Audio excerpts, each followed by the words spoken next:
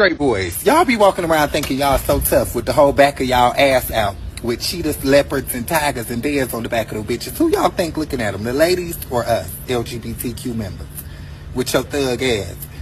You walking around with a whole cheetah print, leopard ice cream cone on the back of your ass, Magnum, Fruit of the Loom, all them kind of draws. Who do y'all think them for? Huh? Sexy?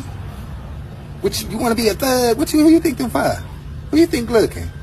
Cause it damn sure ain't your baby mama. It damn sure ain't your wife. You think she said, "Ooh, that ass look good in them Fruit of the Loom ethicas"? No, me. Thank you. I love watching it too. Bounce around in the back of them jeans.